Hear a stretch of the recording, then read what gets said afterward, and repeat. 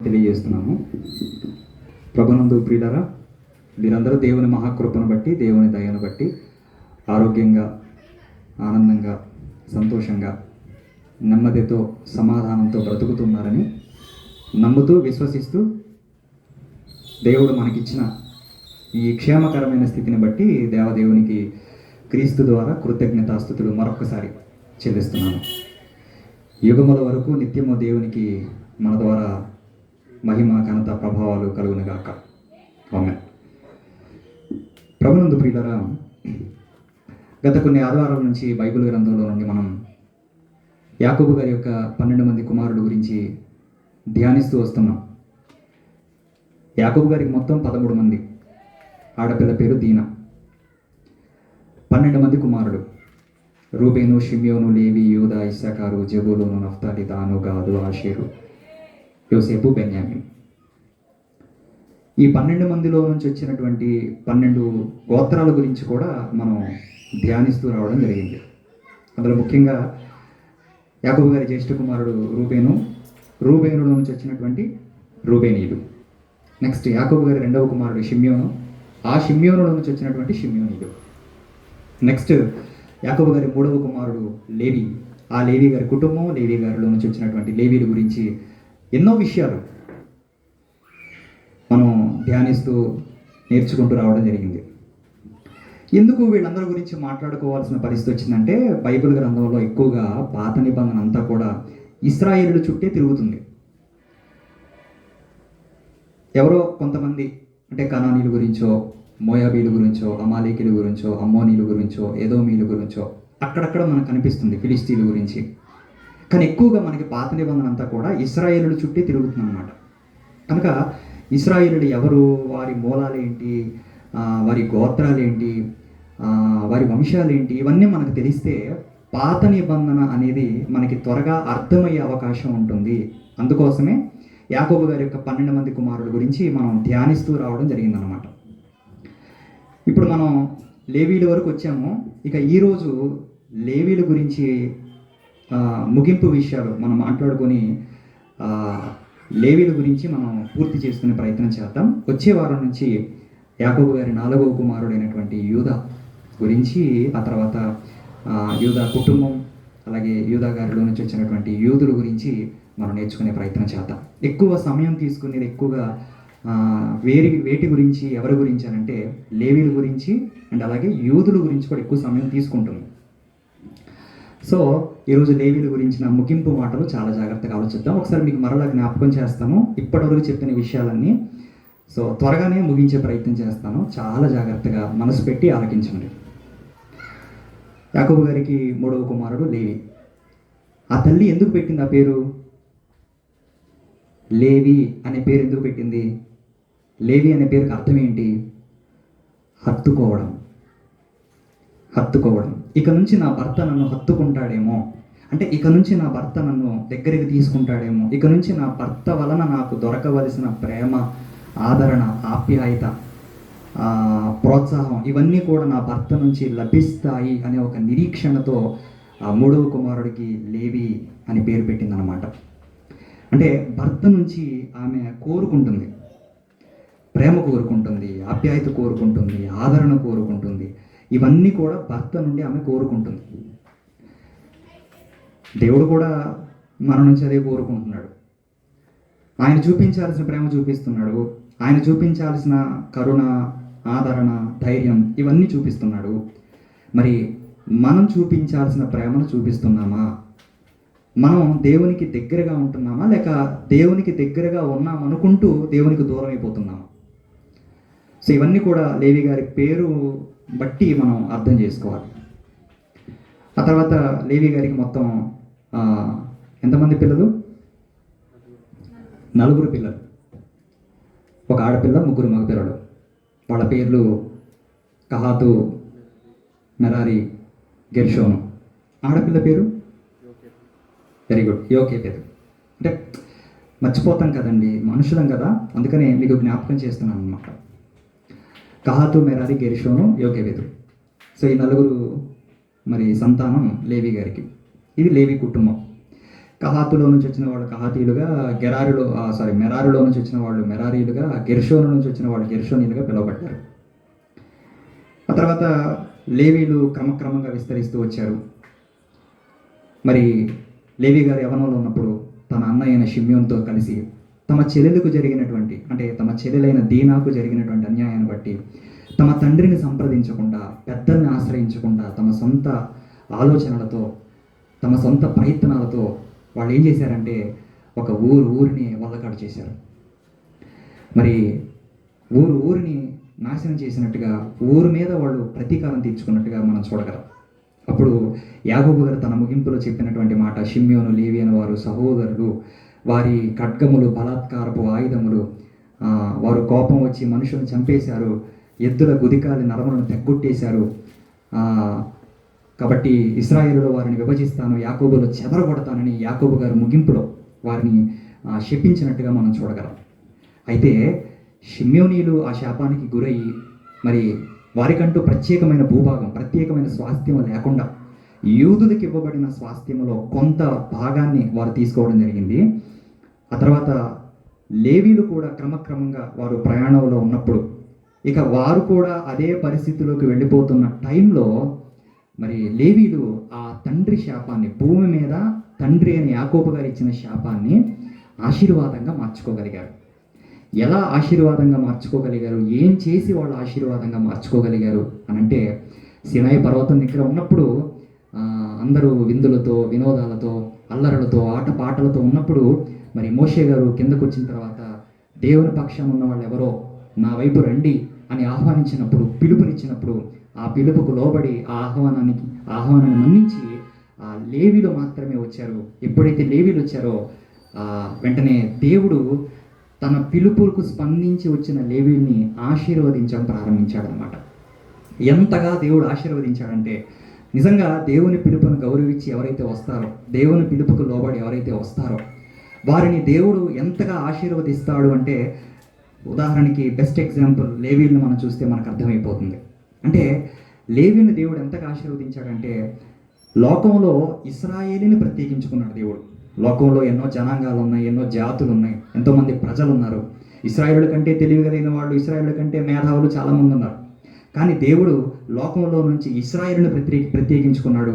మరలా ఆ ఇశ్రాయేలులో నుంచి తన సేవ కొరకు, తన మందిరంలో పని చేయటం కొరకు, తనకు సేవకులుగా నియమించుకోవటం కొరకు దేవుడు ఏకంగా ఒక గోత్రాన్ని, అంటే లేవీలను నియమించుకున్నట్టుగా, ప్రత్యేకించుకున్నట్టుగా మనం చూడగలం.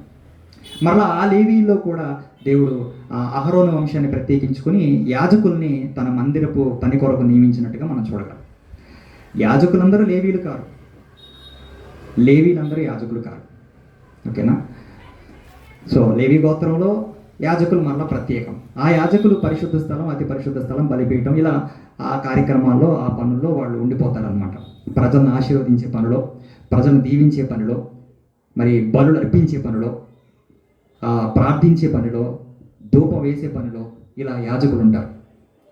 లేవీలు మరి బోధించేవారిగా దేశమంతటా విస్తరించిపోయి ప్రతి గోత్రంలో వాళ్ళు ఉంటూ, తండ్రి శాపం నెరవేరాలి కదా. తండ్రి శాపం ఏంటి? మీరు విస్తరించాలి, అంటే మీరు ఇశ్రాయేలులో విభజిస్తాను, యాకోబులో చెదరగొట్టేస్తాను అన్నాడు కదా. సో ఇశ్రాయేలు దేశమంతటా వాళ్ళు విస్తరించాలి, ఇశ్రాయేలు దేశమంతటా వాళ్ళు చెదిరిపోవాలి. అలా చెదిరిపోయిన వారు ఇశ్రాయేలుడికి ఆశీర్వాదకరంగా మారారనమాట. అటు భూమి మీద తండ్రి శాపం నెరవేరింది, అలాగే దేవుని ఆశీర్వాదం కూడా నెరవేరినట్టుగా మనం చూడగలం. అలా దేశమంతా చెదిరిపోయిన వారు ఏం చేశారు? అన్ని గోత్రాల ప్రజలకి, అన్ని కుటుంబాలకి వాళ్ళు బోధించే బోధకులుగా, మరి ఎక్కడన్నా కుష్ఠరోగం వస్తే వాటిని చూసి, పర్యవేక్షించి, పరిశీలించి, వాటిని కుష్ఠ వ్యాధి అని తెలిస్తే, చర్మ వ్యాధి అని తెలిస్తే, నిర్ధారణ అయితే వారిని వెలుపలకి, అంటే ఊరి వెలుపల ఉంచడం, వారికి ఒక ప్రత్యేకమైనటువంటి ప్రదేశాలు ఏర్పాటు చేయటం, ఇవన్నీ కూడా లేవీలు బాధ్యత తీసుకునేవాళ్ళు. అలాగే ఈ విధంగా లేవీలు దేవుని పనిలోనే ఉంటే, దేవుని సేవలోనే ఉంటే మరి వాళ్ళ పోషణ ఎలా, వారి సంరక్షణ ఎలా అని ఆలోచించినప్పుడు మరి దేవుడు ఏం చేశాడంటే ఇశ్రాయేలుకి ఒక గొప్ప ఆజ్ఞ ఇచ్చాడు. మీరందరూ కూడా మీ సంపాదనలో నుంచి మరి 10వ వంతు చెల్లించాలి, 10వ భాగం ఇవ్వాలి. ఎవరికి ఇవ్వాలి? లేవీలకు ఇవ్వాలి అన్నాడు.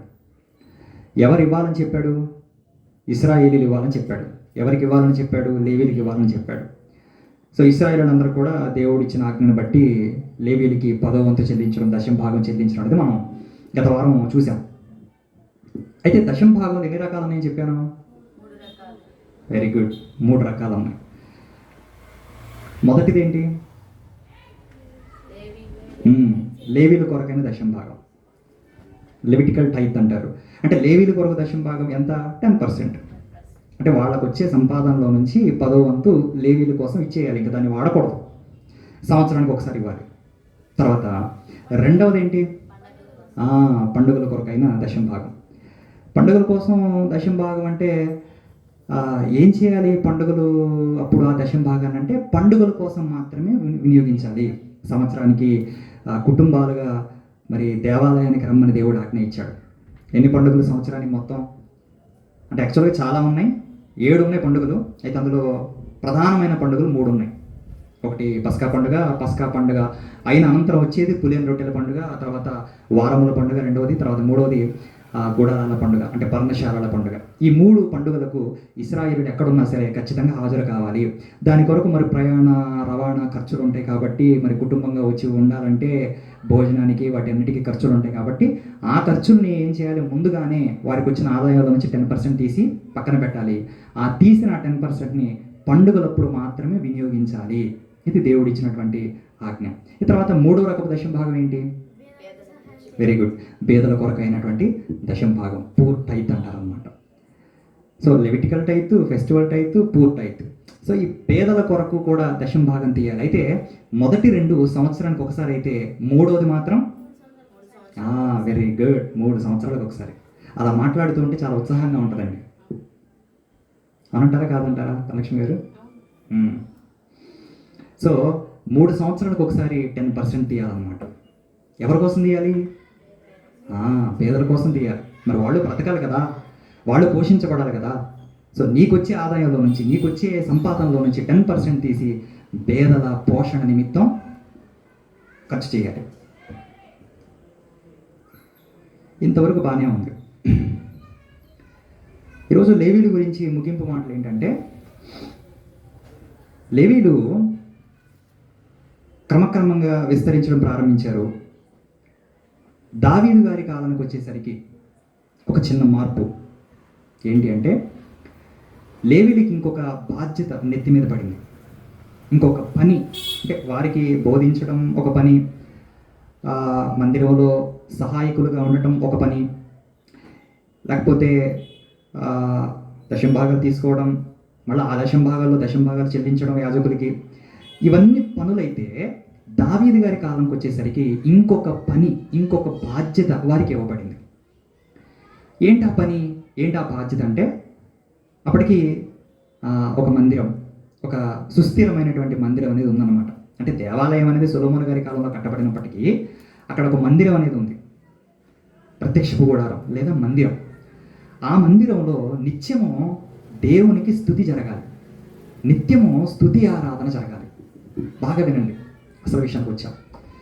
దేవుని మందిరంలో, దేవాలయంలో ఎప్పుడు కూడా దేవునికి స్తుతి జరగాలి, స్తుతి ఆరాధన జరగాలి. స్తుతి ఆరాధన నిత్యము జరగాలి, 24 గంటలు జరగాలి. ఒక క్షణం కాదు, ఒక రోజు కాదు, ఒక పూట కాదు, ఒక గంట కాదు, లేదా వారంలో ఒక రోజు కాదు, పండుగలప్పుడు కాదు, ప్రతిరోజు, ప్రతి నిమిషం వంతుల వారీగా 24/7 ప్రైజ్ అండ్ వర్షిప్, స్తుతి ఆరాధన అనేది దేవాలయంలో జరగాలి అని దావీదు గారు నిర్ణయించాడు. దావీదు గారి మనస్సులో మెదిలినటువంటి ఆలోచన, దావీదు గారి మనసుకు వచ్చినటువంటి తలంపు, నిత్యము మందిరములో ఆరాధన జరగాలి, స్తుతి ఆరాధన జరగాలి. ఎందుకు స్తుతి ఆరాధన జరగాలి మందిరంలో అంటే, పరలోకంలో దేవుడు కోటాను కోట్ల మంది దేవదూతల చేత నిత్యము స్తుతి గానాల చేత కొనియాడబడుచున్నాడు, కీర్తించబడుతున్నాడు. పరిశుద్ధుడు పరిశుద్ధుడని ప్రతిగానాల చేత ఆయన మహిమపరచబడుతున్నాడు, ఘనపరచబడుతున్నాడు. సో అదే సిచ్యువేషన్ పరలోకంలో ఎలాంటి వాతావరణం చోటు చేసుకుందో, దేవుడున్న చోట ఎలాంటి వాతావరణం అయితే చోటు చేసుకుందో, భూమి మీద మందిరంలో, ఆయన దేవాలయంగా పిలువబడుతున్నటువంటి ఆ గుడారములో కూడా నిత్యము దేవునికి స్తుతిగానాలు జరగాలి, స్తుతి ఆరాధన జరగాలనేది దావీదు గారు ఒక మనసులో మెదిలినటువంటి ఆలోచన, దాన్ని దావీదు గారు ఏం చేశారంటే ఒక ఏర్పాటు చేశారనమాట. ఒకసారి ఆ మాట చూద్దాం, ఆ సందర్భం చూద్దాం. దినవృత్తాంతముల మొదటి గ్రంథం దయచేసి చూడండి. దినవృత్తాంతముల మొదటి గ్రంథము 16వ అధ్యాయము.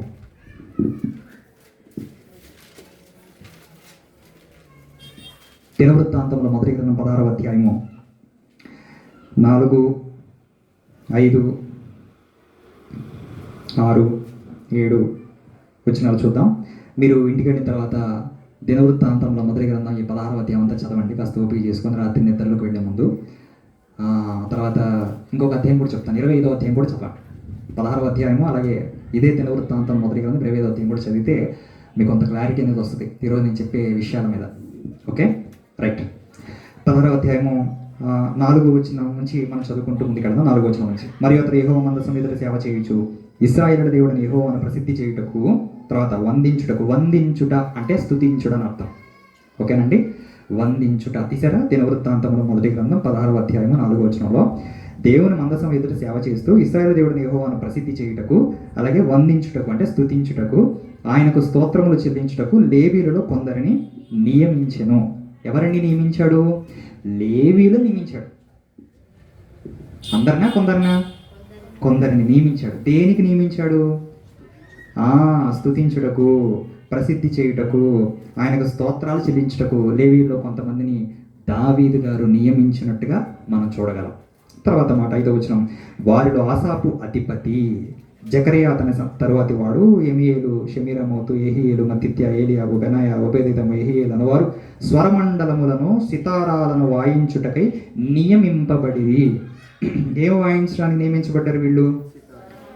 స్వరమండలము అండ్ సితారాలు. Right, okay. స్వరమండలము, సితారాలు తెలుసు కదండి, తెలుసు కదా. సితారా అంటే, స్వరమండలం అంటే వాయిద్యాలు, మందిరంలో వాయించే వాయిద్యాలు. ఓకే. తర్వాత ఆసాపు తాళములను వాయించేవాడు. ఆసాపు ఎవరు? తాళాలు వాయించేవాడు, అధిపతి ప్లస్ తాళాలు వాయించేవాడు, మంచి సింగరు, మంచి గాయకుడు. ఓకే, ఈ పేరు గుర్తుపెట్టుకోండి. 6వ వచనం, బెనాయా, యెహజీయేలు అను యాజకులు ఎప్పుడు దేవుని నిబంధన మందసం ఎదుట బోరలు ఊదువారు. బోరలు ఊదటం కూడా ఒక భాగమే ఆరాధనలో, స్తుతి ఆరాధనలో భాగం. యాక్చువల్గా దేవుడు యాజకుల్ని బోరలు ఊదమన్నట్టుగా మన బైబిల్లో చూడగలం. సంఖ్యాకాండ 10వ అధ్యాయంలో చెప్పాడు, యాజకుల్ని బోరలు ఊదమని చెప్పాడు. వెండి బోరలు ఊదాలి. ఎప్పుడెప్పుడు ఊదాలంటే పండుగలప్పుడు ఊదాలి. బాగా వినండి, పండుగలప్పుడు బోరలు ఊదాలి. తర్వాత యుద్ధం జరిగేటప్పుడు బోరలు ఊదాలి. యుద్ధ ప్రారంభమప్పుడు బోరలు ఊదాలి. తర్వాత బలులు అర్పించేటప్పుడు బోరలు ఊదాలి. ఏంటి? ఫస్ట్ బలులు అర్పించేటప్పుడు, తర్వాత యుద్ధం ప్రారంభమయ్యేటప్పుడు, పండుగలప్పుడు బోరలు ఊదాలి. ఎవరు ఊదాలి? యాజకులే, యాజకులు ఊదాలి. ఓకేనా? యాజకులు లేవీలు ఒకటేనా? కాదు. అయితే ఒక విషయంలో ఒకటే. ఏ విషయంలో ఒకటి? లేవీలో నుంచే కదా యాజకులు వచ్చింది. సో ఆ విషయంలో ఒకటే అన్నమాట. సో అంటే బోరలు ఊదాలని ఎవరు చెప్పారు? దేవుడే చెప్పాడు. ఎక్కడ చెప్పాడు? సంఖ్యాకాండ 10వ అధ్యాయంలో చెప్పాడు. ఒకసారి చూస్తానంటే ఒకసారి చూడండి, మరలా ఇక్కడికి వద్దాం. ఒకసారి అలా చూసి ఇక్కడికి వద్దాము. ఒకసారి 10వ అధ్యాయము సంఖ్యాకాండం 1వ వచనం నుంచి ఒకసారి చూసొద్దామండి. సంఖ్యాకాండము 10వ అధ్యాయము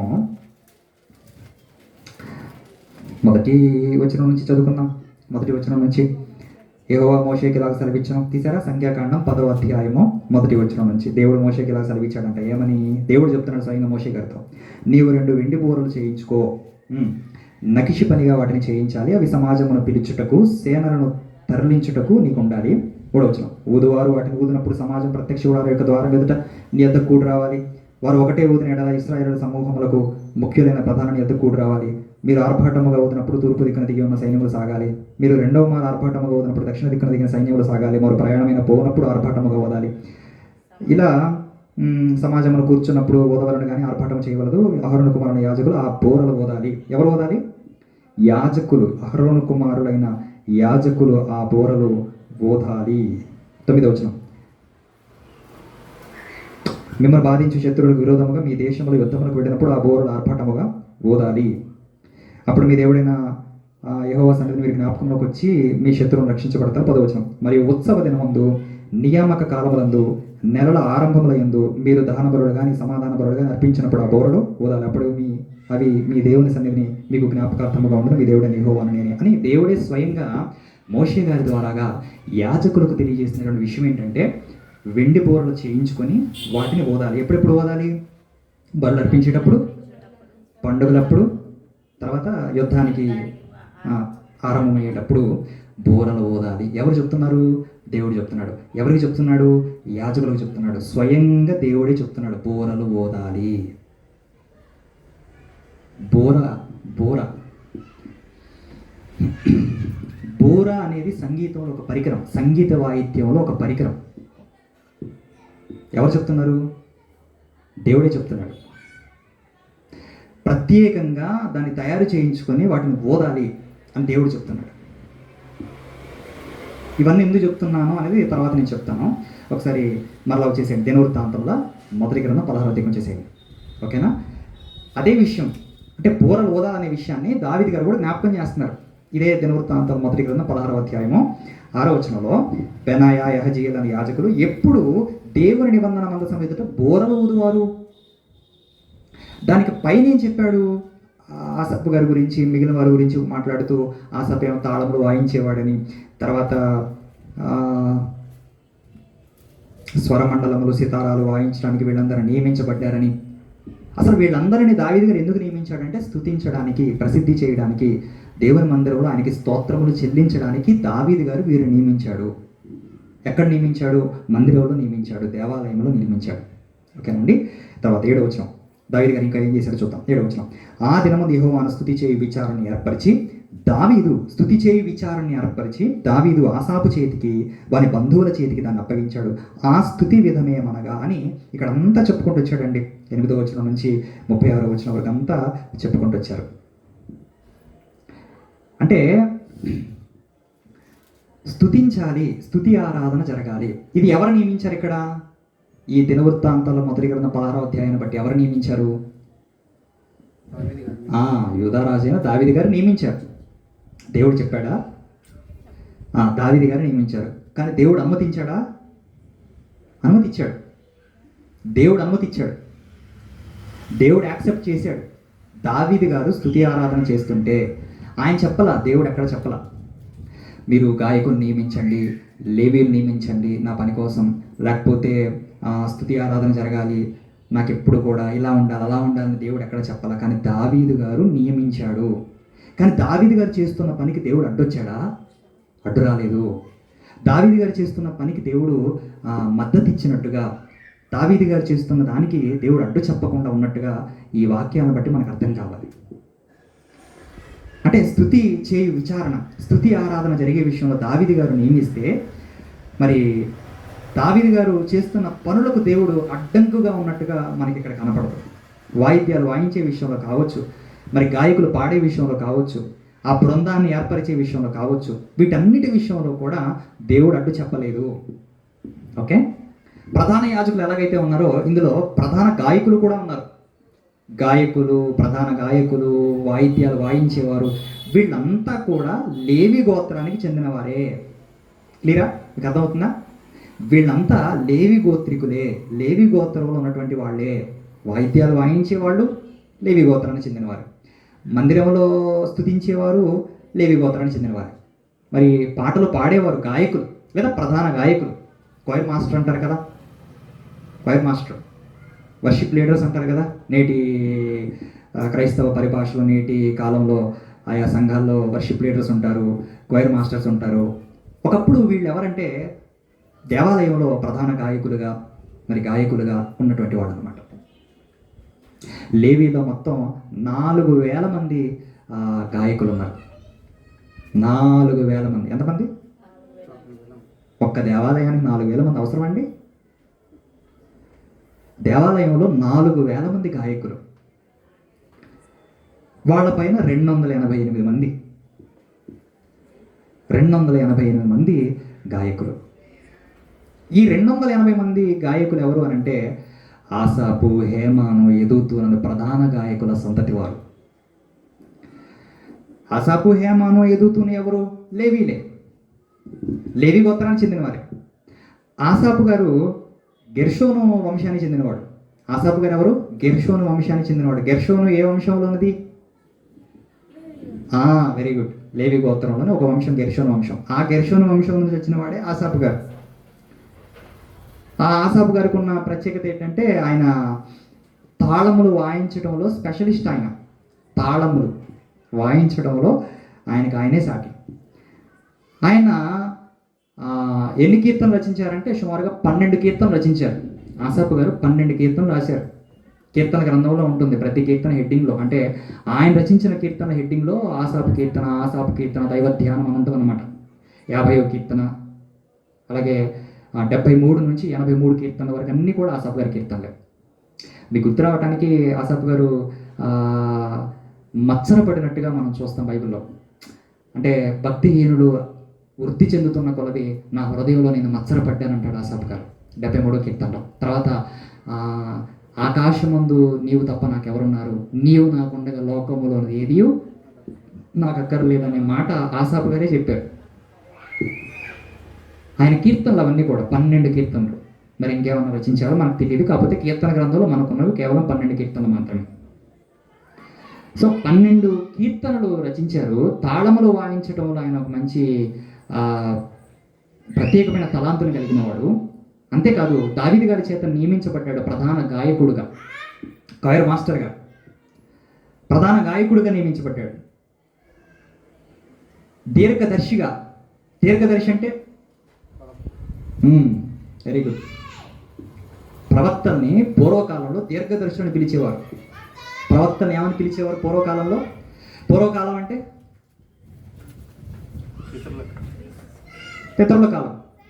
పితరుల కాలం అంటే అబ్రహాం గారు, ఇస్సాకు, మోషే, సమూయేలు గారి కాలం. ఆ కాలంలో మరి ప్రవక్తల్ని దీర్ఘదర్శి అని పిలిచేవారు. సమూయేలు గారు కూడా దీర్ఘదర్శిగా పిలువబడ్డారు. దీర్ఘదర్శి అంటే ఎవరో అనుకోకండి, ప్రవక్తనే దీర్ఘదర్శి అంటారు. దీర్ఘదర్శి అన్న ప్రవక్త అన్న ఒకరే. ఒకసారి ఆ రిఫరెన్స్ చెప్తారా లోకేష్ గారు?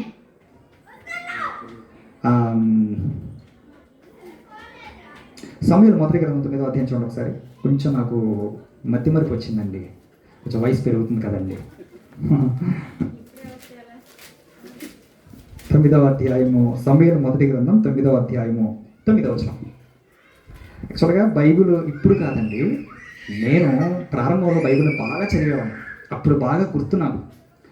అసలు ఒకరు వాక్యం బోధిస్తున్నప్పుడు వారి నోటిలో నుంచి మాట వస్తున్నప్పుడే వాళ్ళు ఇప్పుడు ఏ వాక్యం చెప్తారో కూడా పసిగట్టి వాళ్ళకి వాక్యం అందించేవాడిని. అది అలా చదివేవాడిని బైబిల్ నేను ఒకప్పుడు. అంటే వాక్యం బోధిస్తున్నప్పుడు ఎవరైనా ఫర్ ఎగ్జాంపుల్ సేవకులు బోధిస్తున్నారు అనుకోండి, వాళ్ళు చెప్తున్న దాన్ని బట్టి వాళ్ళు ఇప్పుడు ఏ వాక్యం చెప్తారో కూడా అంచనా వేసి వాళ్ళ నోట్లో నుంచి వచ్చే ముందే, వాళ్ళు వాక్యం చెప్పే ముందుగానే నేను వాక్యం చెప్పి అందించి చదివేవాడిని. అలా తయారవ్వాలి మన పిల్లలు. అయితే ఇప్పుడు కొంచెం తగ్గింది, వాస్తవంగా పెరగాలి కానీ కొంచెం తగ్గింది. సరే చూద్దాం. 9వ అధ్యాయం 9వ వచనంలో, ఇప్పుడు ప్రవక్త అని పేరు నొందినవాడు పూర్వము దీర్ఘదర్శి అనిపించుకొని నందా. సమూయేలు మొదటి గ్రంథం 9వ అధ్యాయం 9వ వచనంలో, ఇప్పుడు ప్రవక్త అని పేరు పొందినవాడు పూర్వము దీర్ఘదర్శి అనిపించుకొనెను. పూర్వం వీళ్ళని దీర్ఘదర్శులుగా పిలిచేవాళ్ళు. అంటే దీర్ఘదర్శి అన్న ప్రవక్త అన్న ఒకరే. సో ఇప్పుడు ఆసాపు గారు దీర్ఘదర్శిగా పిలువబడ్డాడు, అంటే ప్రవక్తగా పిలువబడ్డాడు. ఆయన మరి 12 కీర్తనలు రచించాడు. ఆయన ప్రధాన గాయకుడిగా ఆలయంలో దేవాలయం నియమించబడ్డాడు. ఆయన కింద చాలామంది టీం, ఎంతోమంది సభ్యులు ఉండేవారు, గాయక బృందం ఉండేవారు. ఆ గాయక బృందానికి నాయకుడుగా, ప్రధాన గాయకుడుగా దావీదు గారి చేత, అంటే రాజుగారి చేత నియమించబడినటువంటి వ్యక్తి ఆసాపు గారు. తాళములు వాయించడంలో కూడా ఆయన స్పెషలిస్ట్. ఇవి ఆయనకున్నటువంటి ప్రత్యేకతలు ఆసాపు గారికి. అయితే ఏ గోత్రానికి చెందినవాడు ఆసాపు? లేవి గోత్రానికి చెందినవాడు. లేవి గోత్రంలో ఏ వంశానికి చెందినవాడు? గెర్షోను వంశానికి చెందినవాడు. Very good. ఆ తర్వాత ఇంకొక ప్రధాన గాయకుడు ఉన్నాడు. మొత్తం దావీదు గారి కాలంలో 3 ఉన్నారు. ఎంతమంది ఉన్నారు? 3 ప్రధాన గాయకులు ఉన్నారు. మొదటిది ఆసాపు గారు చూశాం కదా. ఇప్పుడు రెండోది హేమాను అని ఆయన ఉన్నాడు. ఈయన ఎవరో తెలుసా? ఈయన లేవి గోత్రానికి చెందినవాడే. లేవి గోత్రంలోని కహాతు వంశానికి చెందినవాడు హేమాను అని ఆయన లేవి గోత్రంలోని కహాతు వంశానికి చెందినవాడు. ఈ హేమాన్ అనే ఆయన ఎవరో కాదు. ఈయనకున్న ప్రత్యేకత, గొప్ప విషయం ఏంటంటే ఈయన ఏకంగా మరి దీర్ఘదర్శి అయిన లేదా ప్రవక్త అయినటువంటి సమూయేలు గారి మనవడు. ఎవరు? హేమాను. సమూయేలు గారి కుమారుడు మంచోళ్ళ చెడ్డోళ్ళ? కొంచెం తెలిసిన వాళ్ళు చెప్పండి. సమూయేలు గారి కుమారుడు మంచివారా చెడ్డవారా? ఇప్పుడు ఈ ప్రశ్న అడిగానంటేనే అర్థం కావాలి. మంచివారైతే ఎందుకు అడుగుతాను? చెడ్డవారు కాబట్టి అడిగాను ఈ ప్రశ్న. సమూయేలు గారి పిల్లలు లంచగొండలుగా మారిపోయారండి. గొప్ప సేవకుడు, మంచి యాజకుడు, నెంబర్ 1 సమూయేలు గారు మంచి ప్రవక్త, ఎక్కడ రూపాయి ఆశించకుండా దేవుని సేవ చేసినటువంటి గొప్ప నమ్మకమైనటువంటి ప్రవక్త. అలాంటి సమూయేలు గారి కడుపున ఇద్దరు కుమారులు చెడగొట్టారండి. వాళ్ళు చెడిపోయారు, పాడైపోయారు, లంచగొండలుగా మారిపోయారు. దేవుని న్యాయాన్ని అన్యాయంగా మార్చేశారు, దేవుని నీతిని అవినీతిగా మార్చేశారు, దుర్మార్గులుగా మారిపోయారు సమూయేలు గారి కుమారుడు. కానీ సమూయేలు గారి కుమారుడు చెడిపోయినా సమూయేలు గారిలో మనవడు మాత్రం మరి ప్రధాన గాయకుడుగా నియమించబడ్డాడండి. ఒక తరం బాగుంటే ఒక తరం పాడైపోతుంది, ఆ తరం పాడైపోతుంది, ఇంకా ఆ తరంలో నుంచి చెడే వస్తుంది అనుకుంటే మరలా మంచి విత్తనం వస్తుంది. చూడండి, సమూయేలు గారి మనవడు హేమాను ప్రధాన గాయకుడుగా నియమించబడ్డాడు. ఈయన కూడా దీర్ఘదర్శిగా పిలువబడ్డాడు. ఈయనకు మొత్తం 14 మంది కుమారుడు, 3 కుమార్తెలు. ఎంతమంది? 14 మంది కుమారుడు, 3 కుమార్తెలు అంటే ఓవరాల్గా 17 మంది.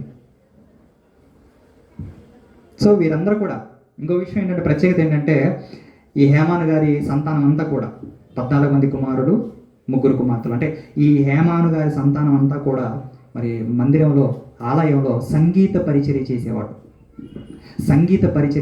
అన్నమాట. ఎవరు? హేమాను గారి కుటుంబం అంతా కూడా పరిచర్యలో ఉంది. కుటుంబం అంతా కూడా సంఘారాధనలో ఉంది. కుటుంబం అంతా కూడా సంగీత పరిచర్యలో పంపులు పంచుకుంది. ఎంత గొప్ప విషయం అండి! గ్రేట్ కదా, చాలా గొప్ప విషయం కదా.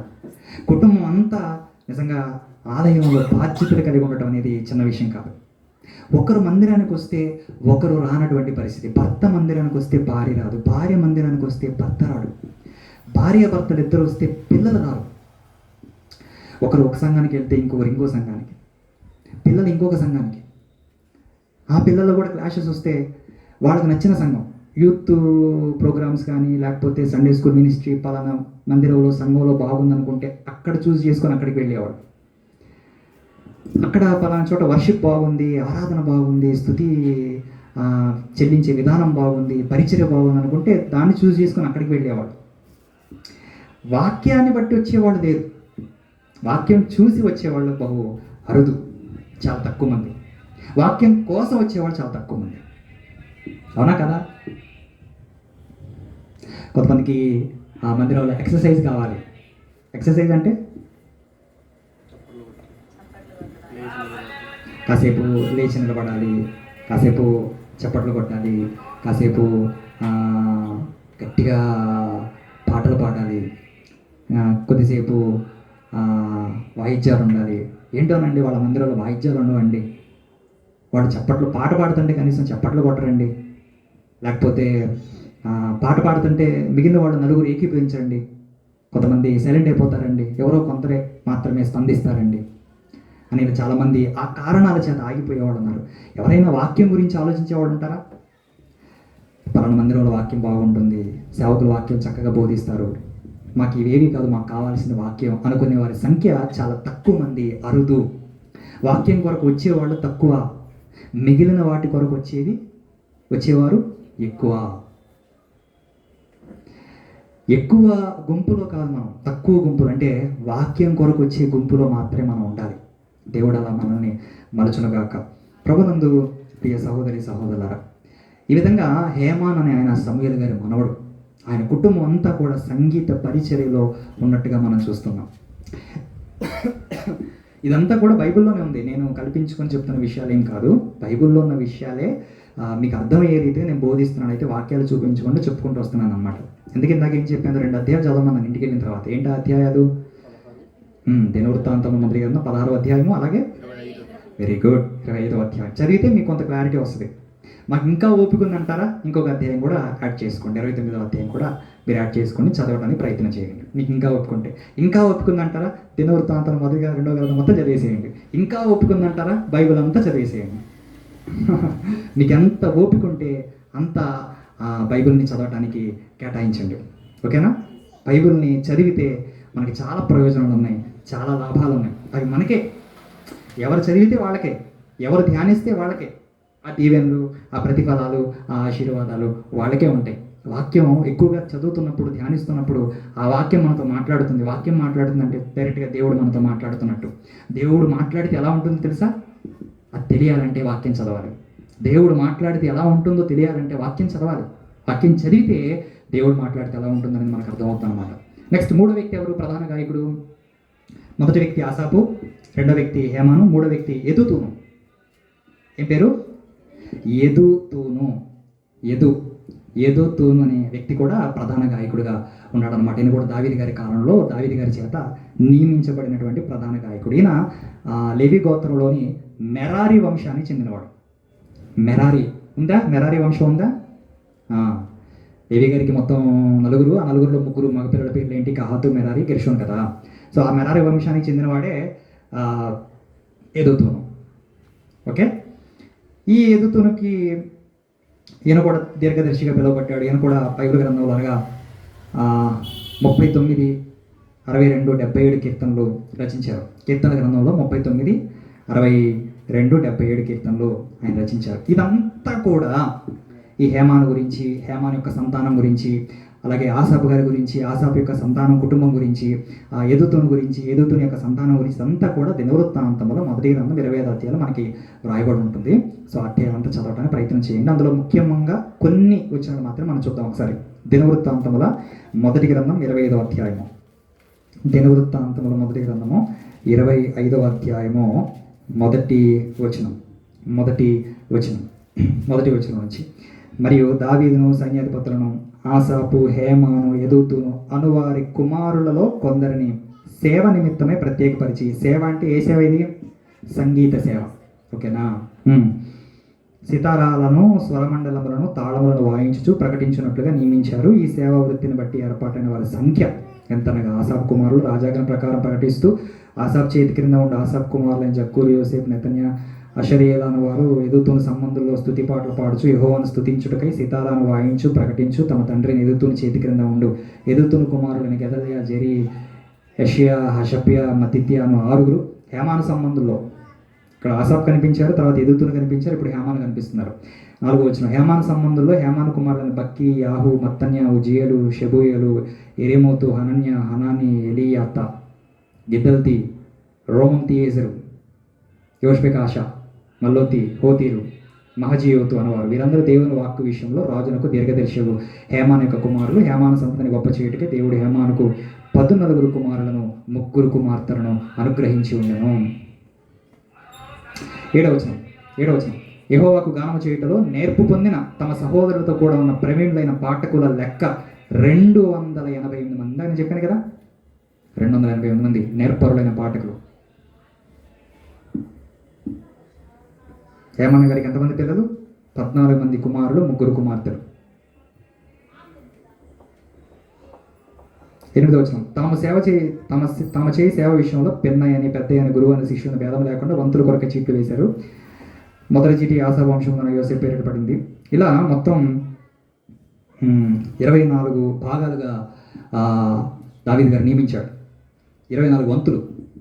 ఈ 24 వంతులు వారు ఏంటంటే ఒకరి తర్వాత ఒకరు 24/7 మందిరములో, ఆలయములో స్తుతి ఆరాధన జరగాలని దావీదు గారు నియమించాడు. ఆ స్తుతి ఆరాధనలు ఏముండాలి? స్తుతి పాటలు ఉండాలి. పాటలు, కీర్తనలు, వాయిద్యాలు ఇవన్నీ ఉండాలి. ఇవి దావీదు గారు నియమించాడు అనే విషయాన్ని మనం మర్చిపోకూడదు.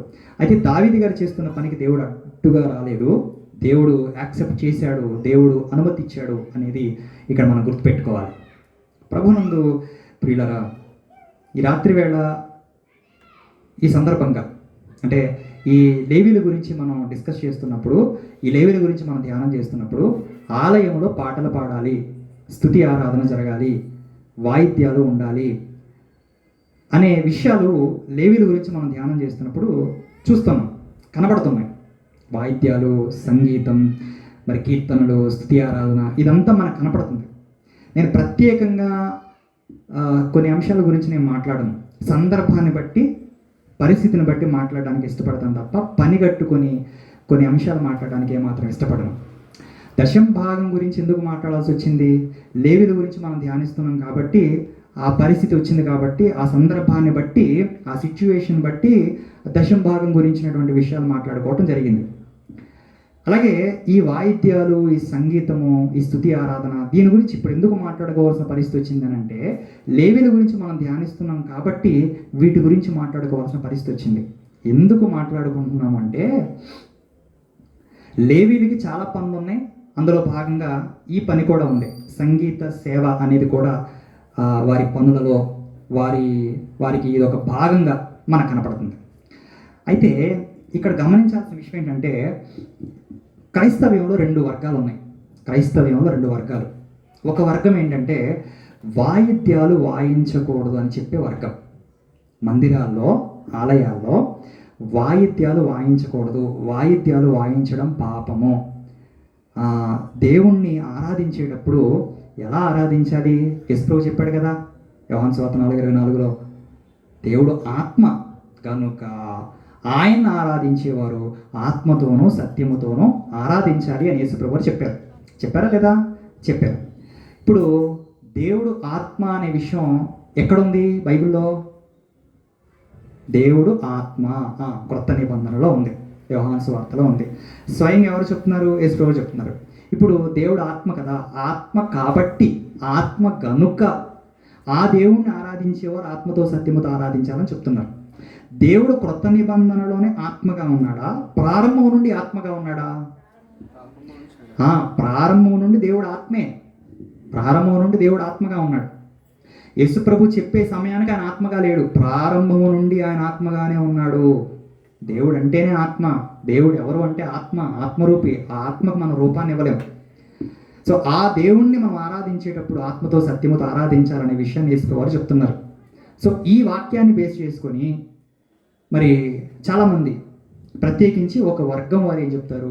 వాయిద్యాలు వాయించకూడదు, వాయిద్యాలు మందిరాల్లో వాయించడం పాపము, వాయిద్యాలు వాయించడం నేరము అని వాళ్ళు బోధిస్తారు. ఎక్కువగా ప్రధానంగా ఎవరు బోధిస్తారంటే చర్చ్ ఆఫ్ క్రైస్ట్ వాళ్ళు బోధిస్తారు. క్రీస్తు సంఘం వాళ్ళు ఈ బోధను వాళ్ళు బోధిస్తారనమాట. అయితే ఇక్కడ మనం గమనించాల్సిన విషయం ఒకటి ఉంది. వాళ్ళు ఎందుకు వాయించొద్దంటారు అనేది బైబిల్లో కొన్ని వాక్యాలు ఉన్నాయి. క్రొత్త నిబంధనలు ఎక్కడైనా సరే వాయిద్యాలు వాయించినట్టుగా మనకు కనపడుతుందా? పాత నిబంధనలో కనబడినట్టుగా ఆదికాండం మొదలుకొని మలాకి గ్రంథం వరకు, మరి క్రొత్త నిబంధనలు మత్తయి మొదలుకొని ప్రకటన గ్రంథం వరకు ఎక్కడైనా వాయిద్యాలు వాయించినట్టుగా క్రైస్తవులు, ఆదిమ సంఘం వారు, అపోస్తలులు వాళ్ళ బోధనలో కానీ, వాళ్ళ పరిచర్యలో కానీ, వాళ్ళ సేవా విధానంలో కానీ, వాళ్ళ మందిరాలు, వాళ్ళ సంఘముగా కూడుకున్నప్పుడు కానీ, వాళ్ళ ఆరాధన చేసేటప్పుడు కానీ ఎక్కడైనా వాయిద్యాలు వాయించినట్టుగా మనకు కనిపిస్తుందా? కనిపించట్లేదు. ఎక్కడ కనిపించట్లేదు క్రొత్త నిబంధనలో. సో కనిపించట్లేదు కాబట్టి మరి దాని గురించిన ప్రస్తావన బైబిల్లో, అంటే క్రొత్త నిబంధనలో లేదు కాబట్టి, ప్రత్యేకమైన ఆజ్ఞ అంటూ ఏమీ లేదు కాబట్టి, చాలామంది ముఖ్యంగా ఈ వర్గం వారు చెప్పే విషయం ఏంటంటే వాయిద్యాలు వాయించకూడదు. ఎందుకు వాయించకూడదు అంటే క్రొత్త నిబంధనలో లేదు కదండి అని చెప్తారు. కొత్త నిబంధనలు లేదు కదా, వాయించమని దేవుడు ఎక్కడ చెప్పలేదు కదా, అపోస్తలులు ఎక్కడ వాయించలేదు కదా, అపోస్తలుల బోధలో కూడా మనకి ఎక్కడ కనిపించదు కదా, ప్రారంభపు సంఘం వారు అంటే ఆదిమ సంఘం వారు ఎక్కడ కూడా మరి వారి ఆరాధనలో వారు వాయిద్యాలు వాయించినట్టుగా మనకు కనిపించదు కదా. సో వాళ్ళు చేయండి మనం ఎందుకు చేయాలి, వాళ్ళు చేసేది మనం చేయాలి కదా అని చెప్తారు. మంచిదే, దాన్ని ఎవరు తప్పడుతున్నారు? ఎవరు తప్పడుతున్నారు? మంచిదే. అయితే వాళ్ళు ఎలాంటి పరిస్థితుల్లో ఉన్నారు, వాళ్ళు ఎలాంటి సిచ్యువేషన్స్లో ఉన్నారు? నిజంగానే క్రొత్త నిబంధనలో వాయిద్యాల గురించిన ప్రస్తావన లేదా అంటే బోలెడను ఉన్నాయి. క్రొత్త నిబంధనలో వాయిద్యాల గురించిన ప్రస్తావన చాలా వాక్యాలు ఉన్నాయి. ఉపమానాల రూపంలో, ఉదాహరణల రూపంలో, మరి సూచనల రూపంలో, ఇలా ఎన్నో రూపాలలో మనకి క్రొత్త నిబంధనలో వాయిద్యాల గురించిన ప్రస్తావన ఉంది. అయితే ప్రాధాన్యత లేదు. వాయిద్యాల గురించిన ప్రస్తావన ఉంది కానీ వాయిద్యాలకు పెద్దగా ప్రాధాన్యత అంటూ ఏమీ లేదు. ఎందుకు లేదు? వాళ్ళ సిచ్యువేషన్స్ ఏంటి, వాళ్ళ పరిస్థితులు ఏంటి? యథేచ్ఛగా ఆరాధించుకునే పరిస్థితులు కాదు. స్వతంత్రంగా వచ్చి బహిరంగంగా బయట కూడుకొని ఆరాధించే పరిస్థితులు వాళ్ళకి లేవు. కనపడితే చంపేయటం, కనపడితే నరికేయటం, జైల్లో వేయడం, కొట్టటం, చంపేయడం. ఇదే పరిస్థితి ప్రారంభపు క్రైస్తవ్యంలో చోటు చేసుకున్న దారుణమైన పరిస్థితి. ఎక్కడ కనపడితే అక్కడ తీసుకెళ్ళిపోతున్నారు, కొడుతున్నారు, చంపేస్తున్నారు, లేపేస్తున్నారు, వాళ్ళని మనశ్శాంతిగా బ్రతకనివ్వట్లేదు. ఇప్పుడు ఈ ఆరాధన సమయాల్లో వాళ్ళు ఆరాధించుకునేటప్పుడు వాయిద్యాలు వాయిస్తే వాళ్ళు ఏం చేస్తారు? బయటికి వినపడితే సౌండ్స్ వినపడవా? అప్పుడు ఏం చేస్తారు? వాళ్ళు వెతికే పని లేదు, ఇంకా అధికారులు వెతకాల్సిన పని లేదు. మేము ఇక్కడ ఉన్నామని మన అధికారులకి డైరెక్ట్గా సిగ్నల్ ఇస్తున్నట్టు. మీరు ఎక్కడ వెతకొద్దు, పోస్టర్లు వేయొద్దు, ఫ్లెక్సీలు వేయొద్దు, మా కోసం గాలింపులు చేయొద్దు, చర్యలు చేయొద్దు, పలానాను పట్టిస్తే మీకు 50 లక్షలు బహుమానం ఇస్తాం, 10 లక్షలు ఇస్తాము అని ఏం చేయొద్దు మీరు. మేము ఎక్కడుంటే అక్కడ మేము వాయిద్యాలు వాయిస్తాం, ఎక్కడుంటే అక్కడ మేము ఆరాధన చేసేటప్పుడు ఖచ్చితంగా మేము వాయిద్యాలు వాయిస్తూ దేవుని స్తుతిస్తాం. సో దాన్ని బట్టి మీరు వచ్చి మమ్మల్ని తీసుకెళ్ళి అరెస్ట్ చేయొచ్చు, జైల్లో వేయొచ్చు, లేకపోతే మమ్మల్ని కొట్టొచ్చు, తిట్టొచ్చు, చంపేయచ్చు. అపోస్తలుల కాలంలో భయంకరమైన హింసలు చోటు చేసుకున్నాయి. ఆర్థికంగా వారి పరిస్థితి అంతంత మాత్రంగానే ఉన్నాయి. అందుకే కొంతమంది స్పందించి, ధనికులైన వారు స్పందించి వాళ్ళ ఆస్తులు సైతం కూడా తీసుకొచ్చి అపోస్తుల పాదాలతో పెట్టారు. పేదరికంలో ఉంది సంఘం, హింసలతో కూడిన విధంగా హింసలలో ఉంది సంఘం, శ్రమలలో ఉంది సంఘం, క్రైస్తవ్యం. అలాంటి పరిస్థితుల మధ్య వాయిద్యాలు వాయించే అవకాశం లేదు. ఇది నేనంటున్న మాట కాదు, ఎందరో బైబిల్ పండితులు చెప్పినటువంటి విషయం. అంటే క్రైస్తవం 2 వర్గాలు, మొదటి వర్గం వాయించకూడదని చెప్పేవారు, రెండో వర్గం వాయించవచ్చు అని చెప్పే వర్గం అనమాట. ఇకపోతే క్రైస్తవ్యం అంటే ఆదిమ సంఘంలో ప్రారంభంలో క్రీస్తు శకం 1వ శతాబ్దం నుండి 8వ శతాబ్దం వరకు అసలు వాయిద్యాల గురించిన ప్రస్తావన లేదు. చర్చ్ ఆఫ్ క్రైస్ట్ వారు బోధించే బోధల్లో ప్రారంభంలో అంటే 1వ శతాబ్దం నుంచి 8వ శతాబ్దం వరకు క్రైస్తవ ప్రారంభంలో ఎక్కడ కూడా వాయిద్యాలు వాయించినట్టుగా మనకు కనిపించదు. ఎక్కడ కూడా వాళ్ళు వాయిద్యాలు వాయించలేదు. సో దీన్ని బట్టి అపోస్తలులు అనుమతించలేదు, దేవుడు కూడా చెప్పలేదు. కేవలం వాళ్ళు నోటితో పాటలు పాడారు, నోటితో వాళ్ళు హృదయంతో దేవుని స్తుతించారు, హృదయాన్నే సంగీత వాయిద్యంగా చేసుకుని దేవుణ్ణి స్తుతించారు, దేవునికి పాటలు పాడేవారు తప్ప వాళ్ళు ఎక్కడ కూడా వాయిద్యాలు వాయించలేదు. సో మనం కూడా వాయించకూడదని చెప్తారనమాట. ఆలోచిద్దాం, మనం కూడా ఆలోచిద్దాం, ఎంతవరకు వాక్యానుసారంగా ఉంది ఏది అనేది మనం ఆలోచిద్దాం. ఎవరిని మనం తప్పట్టద్దు, ఎవరిని మనం తప్పట్టాల్సిన అవసరం లేదు. వాక్యం ఉన్నది ఉన్నట్టుగా మనం చూద్దాం, వాక్యంలో ఏం కనబడుతుందో మనం చూద్దాం. ఓకేనా? క్రొత్త నిబంధనలో వాయిద్యాల గురించిన ప్రస్తావన ఎక్కడెక్కడ ఉందో ఒకసారి చూద్దాం. మత్తయి సువార్త మొదటిగా స్వయంగా యేసుక్రీస్తు వారి కాలంలో యేసుక్రీస్తు వారి నోట కనబడుతున్న మాట మత్తయి సువార్త 11వ అధ్యాయం అనుకుంటా, ఒకసారి చూడండి. మత్తయి సువార్త 11వ అధ్యాయము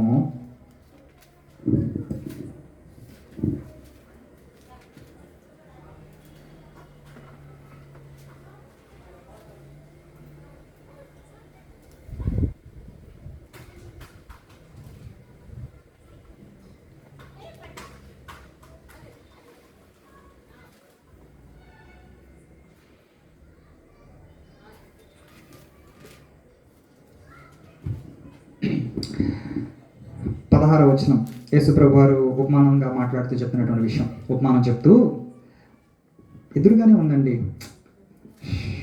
మతిమరపే అనుకున్నానండి, కళ్ళు కూడా కాస్త ట్రబుల్ ఇస్తుందండి. మత్తయి సువార్త 11వ అధ్యాయం 16వ వచనం నుంచి, ఈ తరము వారిని దేనితో పోల్చుదును?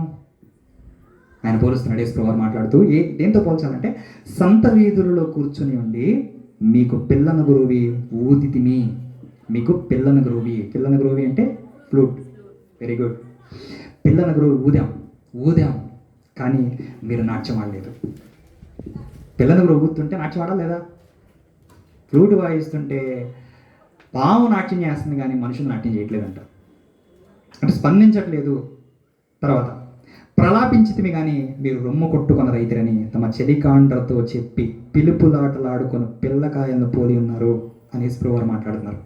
ఉపమానం చెప్తున్నారు ఇక్కడ. భవిష్యత్తులో యేసుప్రభు వారు చెప్పిన ప్రతి ఉపమానాన్ని గురించి కూడా మనం ధ్యానం చేద్దాం, అన్నీ నేర్చుకుందాం. పరుల గురించి, పండుగల గురించి, ఉపమానాల గురించి, ఇంకా ఏవైతే ఉన్నాయో వాటన్నిటి గురించి కూడా ఒక్కొక్కటిగా మనం నేర్చుకునే ప్రయత్నం చేద్దాం, తెలుసుకునే ప్రయత్నం చేద్దాం. సంపూర్ణంగా మనకు లభ్యమైన సమాచారం మేరకు, బైబిల్ గ్రంథంలో మనకు దొరికినంత సమాచారం మేరకు మనం ఒక్కొక్క విషయాన్ని గురించి ధ్యానిస్తూ వద్దాం. యేసుప్రభు వారి మాటలో కనిపిస్తున్న ఒక వాయిద్యం, ఒక పరికరం ఏంటది? పిల్లన గురువి. మేము ఊదాం కానీ మీరు నాట్యం ఆడలేదు. అంటే ప్రస్తావన ఉందా లేదా? ఉంది. కొత్త నిబంధనలో ప్రస్తావన ఉంది. స్వయంగా యేసుక్రీస్తు వారి నోట నుంచి వచ్చింది ఆ మాట. అయితే ఆయన ఏ ఉద్దేశంతో చెప్పాడా, ఏ సందర్భంలో చెప్పాడో కాస్త పక్కన పెడదాం. ఉపమాన రూపంలోనే చెప్పాడు, ప్రజలకు అర్థం అవడం కోసం ఆయన చెప్పాడు. ఓకే, దాన్ని నేను తప్పు పట్టట్లేదు. తర్వాత ఆ, ఇంకా వాయిద్యాల గురించిన ప్రస్తావన ఎక్కడుంది ఒకసారి మనం చూద్దాం. ఇదే క్రొత్త నిబంధనలోని కొరింథీయులకు రాసిన మొదటి పత్రిక ఒకసారి చూడండి. కొరింథీయులకు రాసిన మొదటి పత్రిక 13వ అధ్యాయము. కొరింథీయులకు రాసినటువంటి మొదటి పత్రిక 13వ అధ్యాయము మొదటి వచనం నుంచి అపోస్తలుడైన పౌలు గారు మాట్లాడుతున్నటువంటి మాట, ప్రేమ గురించి మాట్లాడతారు. 13వ అధ్యాయం అంతా కూడా ప్రేమ గురించినటువంటి వివరణ. ఓకే, 13వ అధ్యాయం మొదటి వచనం నుంచి, మనుషుల భాషలతోనూ దేవదూతల భాషలతో నేను మాట్లాడిన ప్రేమ లేని వాడిని అయితే నేను ఎలాంటి వాడిని చెప్తున్నాడు, మ్రోగేడు కంచును గణగణలాడు తాళమున యందునని మాట్లాడుతున్నాడు.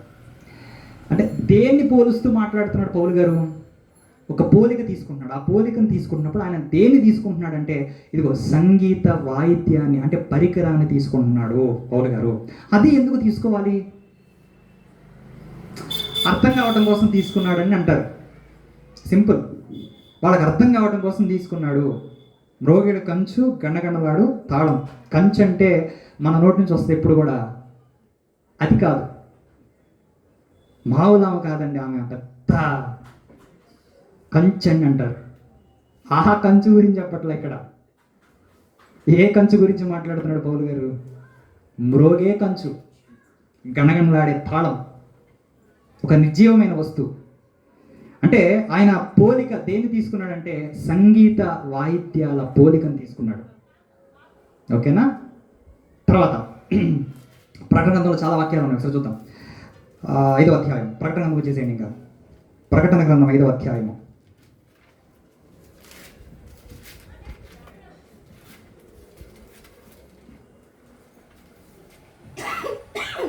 8వ వచనం. ప్రకటన గ్రంథం 5వ అధ్యాయం. ప్రకటన గ్రంథం అంతా కూడా యోహాను గారు దర్శన రూపంలో చూస్తున్నారు. పరలోకంలో జరిగే ఆ సన్నివేశాలు, ఆ సంఘటనలు అవన్నీ కూడా ఆయన చూస్తూ ఆయన రాస్తున్నటువంటి విషయాలు ఇవన్నీ కూడా. ఓకేనా? ప్రకటన 5వ అధ్యాయం 8వ వచనం. ఆయన దాన్ని తీసుకున్నప్పుడు ఆ 4 జీవులు వీణలను, వీణ తెలుసు కదండి, వీణ ఇట్లా పట్టుకొని ఇట్లా వాయిస్తారు వీణ. వీణలను ధూప ద్రవ్యములతో నిండిన సువర్ణ పాత్రను పట్టుకొని ఆ 24 పెద్దలను, ఆ గొర్రె పిల్ల ఎదుట సాగిలపడి ఈ పాత్రలు పరిశుద్ధుల ప్రార్థనలు. అంటే అక్కడ పోలిక, ఆ పరలోకంలో ఆ దర్శనంలో యోహాను గారు చూస్తున్నట్టుగా అక్కడ 24 పెద్దలు కనపడుతున్నారు. ఆ 24 పెద్దల చేతిలో ఏమున్నాయంట? పట్టుకున్నారంట కొన్నిటిని. ఆ పట్టుకున్న వారు ఏం పట్టుకున్నారంటే వీణలు, ధూప ద్రవ్యాలతో నిండిన సువర్ణ పాత్రలు పట్టుకున్న ఆ 24 పెద్దలు. 24 పెద్దలు ఏం పట్టుకున్నారు? సువర్ణ పాత్రలు పట్టుకున్నారు, వీణులు పట్టుకున్నారు అనేది మనం అక్కడ చూస్తాం. ఇదే ప్రకటన గ్రంథము 14వ అధ్యాయము, దయచేసి చూడండి. ప్రకటన గ్రంథం 14వ అధ్యాయము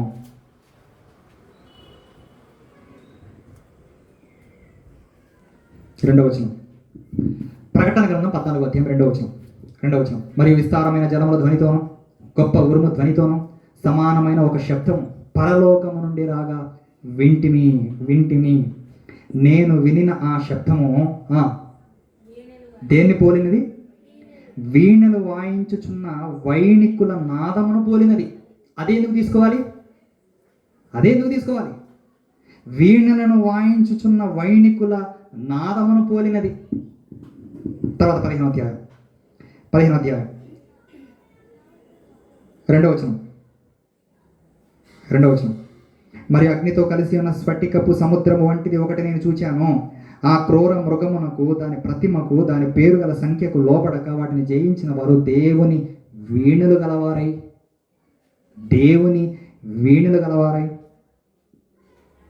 కింద పుట్టినోట్లో 3వ వచనం, 3వ మాట, దేవుని సేవార్థమైన వీణులు గలవారే. దేవుని సేవార్థమైన వీణులు గలవారు, దేవుని వీణులు గలవారే ఆ స్ఫటికపు సముద్రంలో నిలిచుండుట చూచితిని. జయశాలులు, జయించిన వారంటే ఎవరెక్కడ? వీళ్ళు జయశాలులు.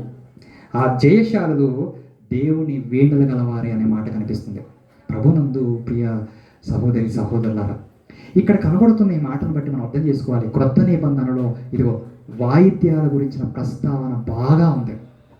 అయితే ప్రాధాన్యత లేదు. ఎందుకు ప్రాధాన్యత లేదు? అక్కడ పరిస్థితులు ఆ కాలం వేరు. ఇది చెప్పామనుకోండి యాక్సెప్ట్ చేయరు. ఈ విషయం మాకు తెలియదా అనుకుంటారు. ఎవరు కాదన్నారు? మీకు తెలియదని నేను చెప్పట్లేదు, మీకు తెలుసు అని చెప్పట్లేదు. కాకపోతే ఈ విషయంలో గట్టిగా మాట్లాడటం అనేది కొంచెం ఒకంత ఆశ్చర్యానికి గురి చేస్తుంది, ఒకంత బాధకు గురి చేస్తుంది. ఏంటి, వాయిద్యాలు వాయించకూడదు పాపం అంటున్నారు. సరే, వాయిద్యాలు వాయించడం పాపం అంటే మరి వాయిద్యాలు వాయించొద్దనే మాట బైబిల్ ఎక్కడైనా ఉందా? కొత్త నిబంధనలు ముఖ్యంగా వాయిద్యాల గురించిన ప్రస్తావన లేదండి, వాయిద్యాలకు పెద్ద ప్రాధాన్యత లేదండి, ఆరాధనలో ఎవరు వాయిద్యాలు వాయించలేదండి అన్నారు, బాగానే ఉంది. వాయిద్యాల గురించిన ఆజ్ఞ కూడా లేదండి అన్నారు, బాగానే ఉంది. మరి వాయిద్యాల గురించిన ఆజ్ఞ లేదు కదా, మరి వాయిద్యాలు వాయించొద్దనే ఆజ్ఞ ఏమైనా ఉందా? ఆరాధనలో వాటిని ఉపయోగించొద్దనే ఆజ్ఞ ఏమైనా ఉందా? లేదు. లేని దాని గురించి ఎందుకు వాదన, సిద్ధాంతాలు, తద్వారా రాధాంతాలు, ఇవన్నీ ఎందుకు? మేము అదే అంటున్నారు వాళ్ళు. మేము కూడా లేని దాని గురించి ఎందుకండి ఇంత చేస్తున్నారు అంటున్నారు వాళ్ళు.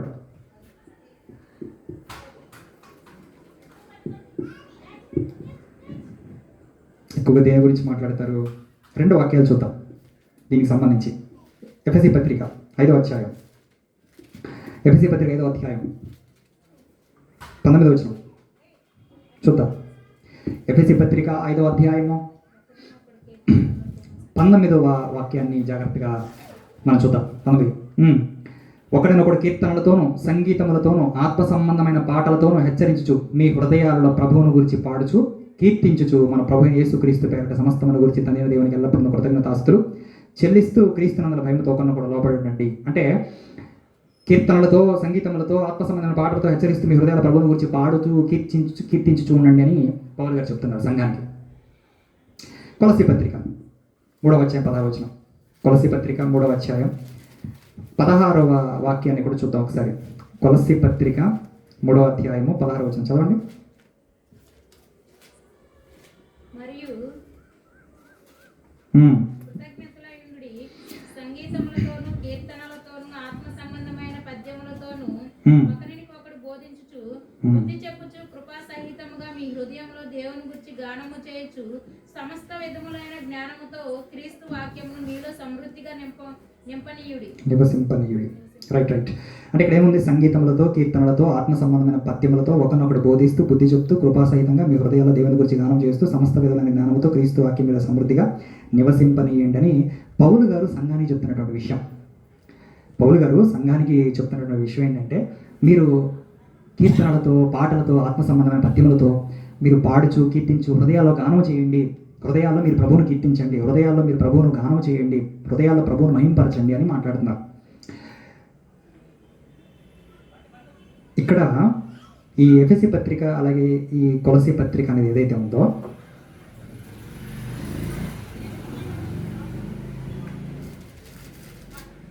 సంగీతం లేదా కీర్తన అన్నది చూసారా? సంగీతము కీర్తన అన్నది చూసారా పదం? అక్కడ మూల భాషలో గ్రీకు, అంటే మూల కొత్త నిబంధన గ్రీకు భాషలో రాయబడింది, పాత నిబంధన హీబ్రూ భాషలో రాయబడింది. ఇక్కడ ఈ పదం ఉన్న చోట గ్రీకు భాషలో శాలో అనే పదం ఉపయోగించబడింది. శాలో స్పెల్లింగ్ అంటే PSALLO.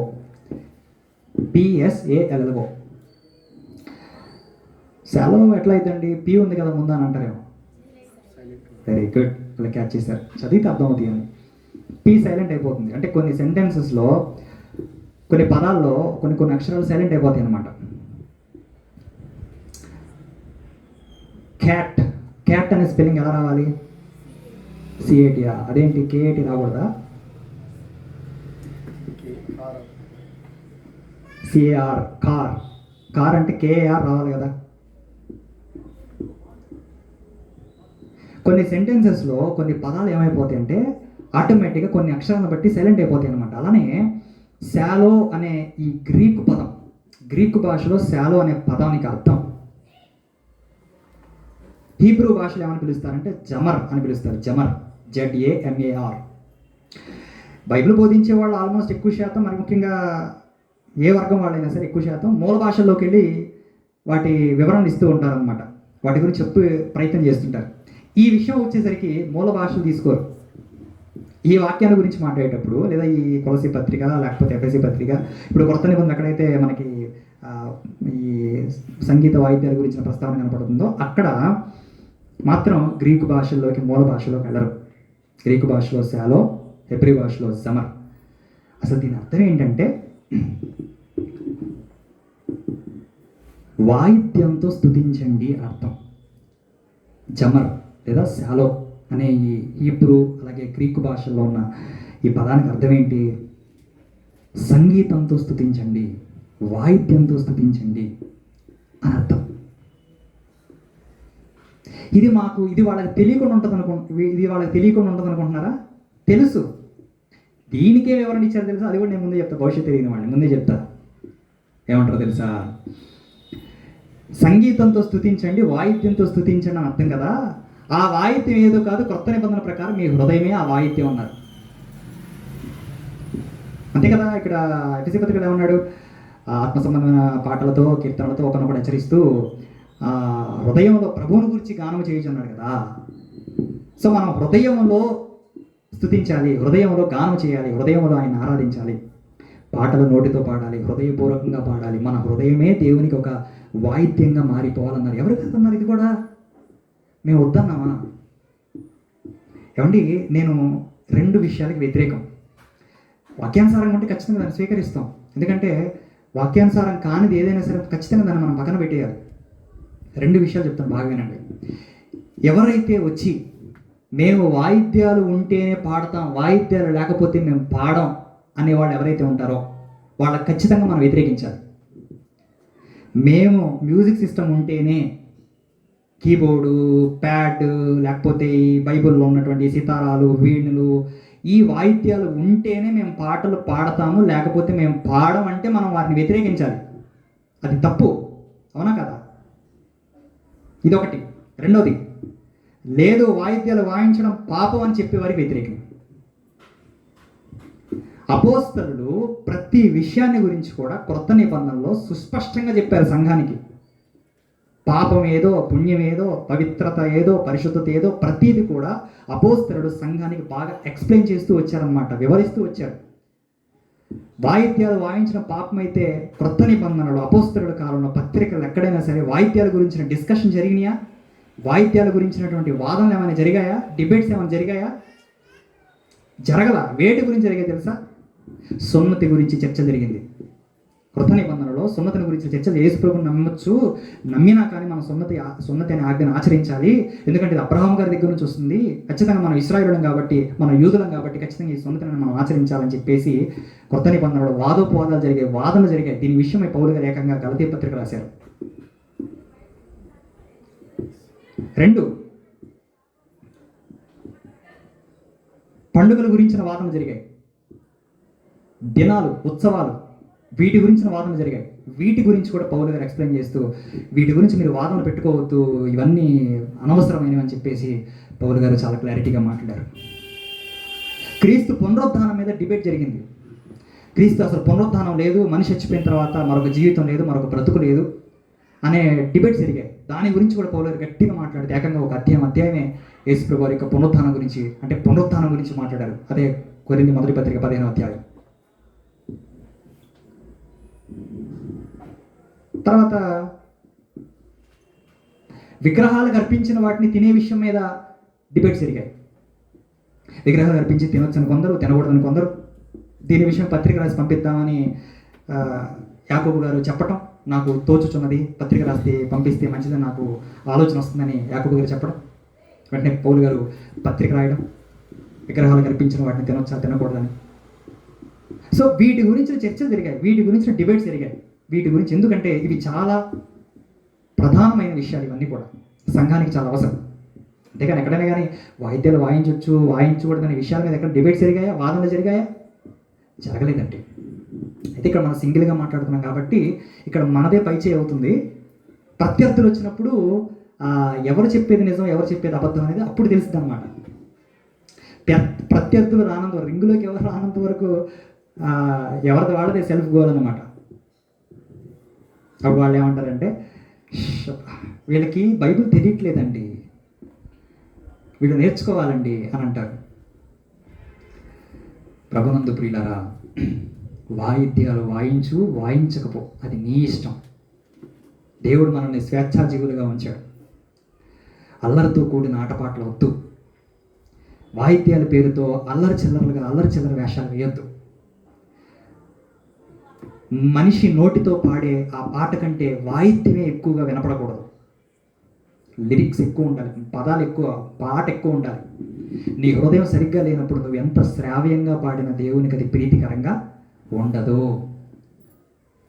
వాయిద్యాలు ఉండి పాడినా, వాయిద్యాలు లేకుండా పాడినా సరే మన హృదయం బాగుండాలి. ఆ హృదయంలో క్రీస్తు ఉండాలి, ఆ హృదయంలో ప్రభు ఉండాలి. అప్పుడే ఆ పాటకి ఒక అర్థం, పరమార్థం చోటు చేసుకుంటుంది. నా హృదయం బాగాలేదు అనుకోండి, నా హృదయం చెడిపోయింది అనుకోండి, నేను ఎంత శ్రావ్యంగా పాడినా, ఎంత మధురంగా పాడినా మీ హృదయాల్లో స్థానం సంపాదించుకోగలుగుతానేమో కానీ దేవుని హృదయాల్లో నేను చోటు సంపాదించుకోలేను. రెండోది, దేవుని చెవుల్లోకి నా పాట వెళ్ళదు, ఇంపుగా ఉండదు. దేవునికి చాలా అయిష్టంగా, కంపుగా ఉంటుందన్నమాట నా పాట, నా హృదయం బాగోపోతే. అదే నీ హృదయం బాగుంటే నువ్వు వాయిద్యాలతో పాడినా, వాయిద్యాలు లేకుండా పాడినా సరే దేవునికి అది ఎలా ఉంటుందంటే చాలా ప్రీతికరంగా ఉంటుంది, ఇంపుగా ఉంటుంది, మధురంగా ఉంటుంది. మనుషులకు అది ఇష్టంగా లేకపోయినా, ఏంటంటే ఆయన గొంతు బొంగురు గొంతు తీసుకొని పాడుతున్నాడు, ఏంటంటే సరిగ్గా పాట పాడడం కూడా రావట్లేదు, ఏంటంటే ఆయన తీసేయండి. అది మనుషులు. నా కుమారుడు చూసావా, నా కుమార్తె చూసావా ఎంత చక్కగా పాడుతున్నారు. ఏంటి ప్రభు వీళ్ళని చూసావా, అదేంటి ప్రభు వీళ్ళకంటే మధురంగా పాడిన వాళ్ళు ఉన్నారు కదా అంటే, వాళ్ళ హృదయాలు ఏమాత్రం బాగోలేదు. వాళ్ళు కేవలం మనుష్యుల హృదయాన్ని గెలుచుకోవడం కోసం పాడుతున్నారే తప్ప నా హృదయాన్ని గెలుచుకోవడం కోసం, నా హృదయంలో స్థానం సంపాదించుకోవడం కోసం, నేను వినడం కోసం వాళ్ళు పాడట్లేదు. అయితే నేను వినాలని మనస్ఫూర్తిగా, హృదయపూర్వకంగా ఇదిగో వీళ్ళు పాడిన పాటలే నాకు చాలా ఇంపుగా ఉన్నాయని దేవుడే సాక్ష్యం ఇస్తాడు. మన హృదయం బాగోకుండా మనం ఎంత గొప్పగా వాక్యం బోధించినా, మనం ఎంత గొప్పగా ప్రార్థన చేసినా, ఎంత గొప్పగా కీర్తనలు పాడినా ఏ మాత్రం ప్రయోజనం ఉండదనే విషయాన్ని మనం ఈ రాత్రి గుర్తుపెట్టుకోవాలి పిల్లలు ఈ సందర్భంగా. సో హిబ్రూలో జమర్, గ్రీకులో శాలో అర్థం సంగీతంతో స్తుతించడం, వాయిద్యంతో దేవుని స్తుతించడం. పాత నిబంధనలో యెహోవాను స్తుతించండి, యెహోవాను కీర్తించడం అనే పదం ఉన్న ప్రతి చోట కూడా జమర్ అనే హీబ్రూ పదం వాడబడింది. సో ఇక్కడ కూడా కీర్తించండి అని ఉంది కదా, 5వ అధ్యాయం 19లో ప్రభువుని గురించి పాడుచు కీర్తించు అనే మాట ఇక్కడ ఉంది కదా. సో ఇక్కడ కూడా గ్రీకు భాషలో శాలో అని రాయబడింది, శాలో అనే పదం ఉపయోగించబడింది. సో జమర్ అన్న శాలో అన్న ఒకే అర్థాన్ని సూచించేదిగా ఉందన్నమాట. పాత నిబంధనలో దేవాలయంలో లేవీలు ఆరాధనలో వాళ్ళు పాటలు పాడేవారుగా, వాయిద్యాలు వాయించేవారుగా, స్తుతులు చెల్లించేవారుగా నియమించబడ్డారు. అయితే కొత్త నిబంధనలో అటువంటివంటి ఏమీ లేవు. విధానం మారింది, పద్ధతి మారింది. అయితే మనం పాత నిబంధన చెందినవారం కాదు, కొత్త నిబంధన చెందినవారం. వాయిద్యాలు వాయించకపో అది నీ ఇష్టం, అది నీ కన్వీనియంట్ బట్టి ఆధారపడింది. ఏది ఏమైనా అక్కడ దేవునికి మయం కలగాలి, దేవునికి స్తుతి చెల్లించబడాలి, దేవునికి ఆరాధన చెందే విధంగా మన పాట ఉండాలి, మన స్తుతి ఉండాలి, మన ప్రార్థన ఉండాలి, మన వాక్యం ఉండాలి. ఇదిగో ఇవన్నీ ఉండాలి. ఇవన్నీ ఉంటేనే అప్పుడు దేవునికి ఆ ఆరాధన ప్రీతికరంగా, ఆ ఆరాధన అయోగ్యకరంగా ఉంటుందన్నమాట. సో అలా కాకుండా ఇలాగా వాదనలు పెట్టుకోవటం, వాదోపవాదాలు చేసుకోవటం, డిబేట్స్ చేసుకోవటం, వీటి విషయం మాట్లాడటం అనేది చాలా చాలా తప్పు. ఇదంతా మాత్రం కూడా సబబు కాదు. ఇది మార్చుకుంటే చాలా మంచిది, కానీ మార్చుకోరు, మనం మార్చుకోరు. వాక్యానుసారంగా ఉన్నది ఏదైనా మనం స్వీకరించాలని తప్పదు. ఎంత పెద్దోళ్ళు చెప్పినా, ఎంత చిన్నవాళ్ళు చెప్పినా వాక్యానుసారంగా ఉన్నది ఖచ్చితంగా మనం ఏం చేయాలి, స్వీకరించాలి. ఎందుకంటే వాక్యం మనం పరలోకానికి తీసుకెళ్తుంది తప్ప మనుషులు ఎవరు పరలోకానికి తీసుకెళ్లరు. క్లియరా? లేవీల గురించి ముగింపు మాట. లేవీలు అనేవాళ్ళు ఇట్లా మరి మందిరంలో సేవ చేసేవారుగా, సహాయకులుగా, మరి వాయిద్యాలు వాయించేవారుగా, గాయకులుగా, ప్రధాన గాయకులుగా నియమించబడి వాళ్ళ పనుల్లో వాళ్ళు ఉంటూ వస్తున్నప్పుడు, ప్రజల దగ్గర దశమ భాగాలు తీసుకుంటూ వాళ్ళ కార్యకలాపాలు కొనసాగిస్తున్నప్పుడు, ఇక క్రొత్త నిబంధనకు వచ్చేసరికి లేవీల గురించిన ప్రస్తావన ఎక్కడైనా కనబడుతుందా? కొత్త నిబంధనలు ఎక్కడైనా లేవీలు అనేవాళ్ళు ఒక్కళ్ళైనా మనకు కనపడుతున్నారా? కొత్త నిబంధనలు ఇలా అంటే అలా అంటారని అలా అన్నాను. కొత్త నిబంధనలు చాలామంది లేవీలు ఉన్నారండి. మొట్టమొదట మొదటిగా బాప్తిజం ఇచ్చే యోహాను గారు అసలు ఎవరో తెలుసా? లేవి గోత్రానికి చెందినవాడు. వాళ్ళ తండ్రి జకరియా యాజకుడు మందిరంలో. బాప్తిజం ఇచ్చే యోహాను గారు అపోస్తలుల కాలంలో పౌలు గారిని మరి చేర్చుకొని పౌలు గారిని నడిపించినటువంటి వ్యక్తి బర్నబా. హెచ్చరిక పుత్రుడు, ఆదరణ పుత్రుడు అని అర్థమిచ్చే పేరును కలిగిన వాడు బర్నబా గారు. ఆయన లేవి గోత్రానికి చెందినవాడు అని రాయబడింది అపోస్తలుల కార్యం 4వ అధ్యాయంలో. బర్నబా లేవి గోత్రానికి చెందినవాడు. ఆ తర్వాత యాజకుల్లో అప్పటికి లేవీలు చాలామంది ఉన్నారు, యాజకులు చాలామంది ఉన్నారు. లేవీలు అంటే యాజకుల్లో చాలామంది కూడా ప్రభువుని తెలుసుకుని ప్రభువుని విశ్వసించినట్టుగా కూడా మనం చూడగలం. అపోస్తలుల 6వ అధ్యాయం చూడండి ఒకసారి. అపోస్తలుల కార్యములు 6వ అధ్యాయం. అపోస్తలుల కార్యములు 6వ అధ్యాయము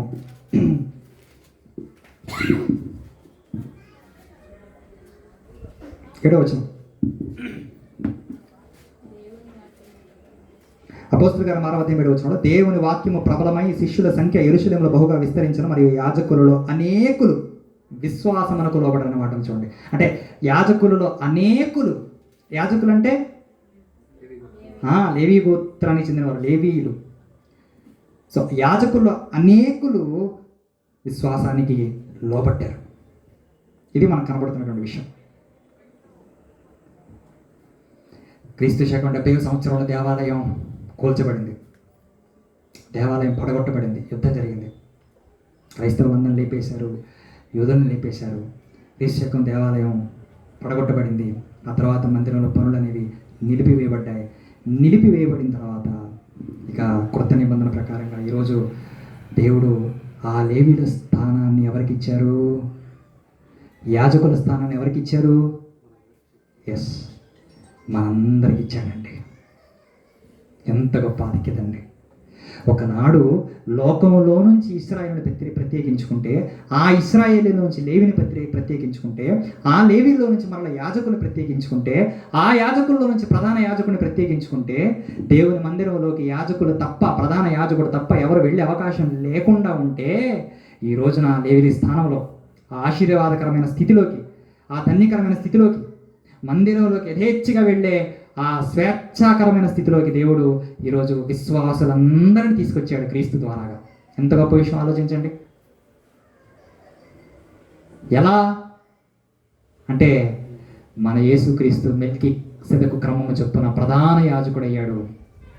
ఆ ప్రధాన యాజకుడు నమ్మిన మనం యాజకులం అయ్యాం. పేతురు గారు మాట్లాడుతూ చెప్పినటువంటి మాట చివరిగా మాట చూస్తూ ముగించుకుందాం. పేతురు గారు రాసిన మొదటి పత్రిక 2వ అధ్యాయం 9వ వచనం.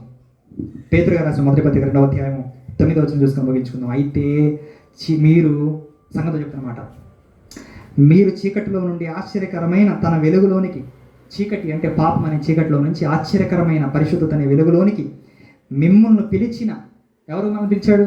యేసుక్రీస్తు ప్రభువారు మిమ్మల్ని పిలిచాడు. ఆ పిలిచిన వాణి, పేతురు గారు రాసిన మొదటి పత్రిక 2వ అధ్యాయం 9వ వచనం 2:9, మిమ్మల్ని పిలిచిన వాని గుణాతిశయములను ప్రచురము చేయ నిమిత్తము. మిమ్మల్ని పిలిచాడే యేసు ప్రభు అని ఆయన గుణాలను ప్రచురము చేయటానికి, ప్రకటించడానికి, ప్రచురించడానికి ఏర్పరచబడిన వంశము, రాజులైన యాజక సమూహం, పరిశుద్ధ జనము, దేవుని సత్యమైన ప్రజలై ఉన్నారు. అందులో ఒక 2వ పాయింట్ కనిపిస్తుంది, రాజులైన యాజక సమూహము. రాజులు మనమే, యాజకులు మనమే. ఎలా? మనం నమ్మిన ప్రభు రాజు అండ్ యాజకుడు. ప్రభువులకు ప్రభు, రాజులకు రాజులు. మన ప్రభు, మన రారాజు యేసు ప్రభు వారు. యాజకుడు ఎలాగా? మెల్కీసెదెకు క్రమం చెప్పు ఆయన ప్రధాన యాజకుడు. ఆయన నమ్మిన మనం రాజులం అయ్యాం, ఆయన నమ్మిన మనం యాజకులం అయ్యాం. ఎంత గొప్ప ఆధిక్యత ఇచ్చాడు చూడండి. మనం రాజులం, రాణులం అండి, యాజకులం అండి మనం. అంటే యాజకులు చేసే పనులు యాజకులతో అంతరించిపోకుండా ఈరోజు దేవుడు మనకు ఆ భాగ్యాన్ని ఇచ్చాడు. సంఘంలో, మందిరంలో, ఆలయంలో పాటలు లేవీలే పాడాలి, కానీ ఈరోజు మీరు, నేను, మనందరం పాడే అవకాశం ఇచ్చాడు దేవుడు. ఎంత గొప్ప ధన్యత అండి. ఆ అవకాశాన్ని వినియోగించుకోకుండా పోగొట్టుకునే వాళ్ళు చాలామంది ఉన్నారు. బాధగా ఉందండి. పాట పాడటం ఒక ధన్యత, ఒక వరం. అవకాశం వచ్చినప్పుడు ప్రార్థించడం ఒక వరం, ఒక ధన్యత. యాజకులు మాత్రమే ప్రార్థించాలి, యాజకులు మాత్రమే ధూపం వేయాలి, యాజకులు మాత్రమే బలులు అర్పించాలి, యాజకులు మాత్రమే ప్రజల పక్షాన విజ్ఞాపనలు, అంటే విజ్ఞాపన అంటే ఏంటి? ప్రజల పక్షాన యాజకులు బలి తీసుకొని అర్పించడం, అది విజ్ఞాపన కిందకు వస్తుంది. ఇప్పుడు మీ కొరకు యాక్చువల్గా యాజకులే బాధ్యత తీసుకొని ప్రార్థన చేయాలి, కానీ ఇప్పుడు మీకోసం నేను, నా కోసం మీరు మనందరం ప్రార్థన చేసేవారుగా దేవుడు నిలబెట్టాడు, అవకాశం ఇచ్చాడు, ఆధిక్యత ఇచ్చాడు. ఎంత గొప్ప ధన్యత, ఎంత గొప్ప ఆధిక్యత. యాజకులకి ఇవ్వబడిన ఆధిక్యతలను ఈరోజు మనకిచ్చాడు. అండ్ మనం రాజులం. నేను ముష్టివాడిని, నేను అడుక్కునేవాడిని, నేను పేదవాడిని. దేవుని దగ్గర తగ్గించుకుని మాట్లాడటం తప్పులేదు, అది మన వినయానికి విధేయతకు గుర్తు, మన తగ్గింపుకు సూచన. కానీ మనల్ని ఏమంటున్నాడు యేసుప్రభువు గారు? రాజులైన యాజక సమూహం అంటున్నాడు. ఎంత గొప్ప ఆధిక్యత, ఎంత గొప్ప ధన్యత అండి. దాన్ని మనం పోగొట్టుకుంటే ఎలాగండి? ఆయన రాజ్యంలో మనం పౌరులుగా మాత్రమే కాదు, సభ్యులుగా మాత్రమే కాదు, ఇదిగో ఆయన రాజ్యంలో మనం అందరం రాజులుగా చేశాడు, మనందరిని యాజకులుగా చేశాడు, మనందరిని విశ్వాసులుగా చేశాడు. ఎంత గొప్ప ఆధిక్యత ఇచ్చాడు, ఎంత గొప్ప ధన్యత ఇచ్చాడు ప్రభువు మనకి. ఇది లేవీయుల చరిత్ర మనకు నేర్పిస్తున్నటువంటి ఎన్నో ఆధ్యాత్మికమైన పాఠాలు. సో చాలా జాగ్రత్తగా బ్రతకాలి. మనం లేవీలం కాబట్టి, యాజకులం కాబట్టి చాలా జాగ్రత్తగా బ్రతకాలి. లేకపోతే యాజకులకు పట్టిన గతి మనకు కూడా పడుతుంది. మందిరంలో పిచ్చి పిచ్చి వేషాలు వేసిన యాజకులు చాలామంది చచ్చిపోయారు. చాలామంది. దేవుని ఆలయంలో, దేవుని సంఘంలో మనం పిచ్చి పిచ్చి పనులు చేయకూడదు. చాలా జాగ్రత్తగా ఉండాలి. దేవుని సంఘం పట్ల, మందిరం పట్ల బాధ్యత కలిగి ఉండాలి. బాధ్యత తీసుకొని మనం ప్రవర్తించాలి. కేర్లెస్గా ఉండకూడదు, బాధ్యత రాహిత్యంగా ఉండకూడదు. బాధ్యత కలిగి మనం ప్రవర్తించాలి. ఇది దేవుడు మన నుంచి ఆశిస్తున్నటువంటి విధానం, పరిచర్య విధానం. సో ఇది మనందరి బాధ్యత, లేవీలుగా, యాజకులుగా. ఓకే, మనమే లేవి గోత్రానికి చెందిన వాళ్ళు లేవీలు కాకపోయినా మనం యాజకులం అయ్యాం. మన తండ్రులు, మన తాత ముత్తాత రాజులు కాకపోయినా, మన రాజుల కుటుంబానికి చెందిన వాళ్ళు కాకపోయినా మన ప్రభు మనం రాజుని చేశాడు.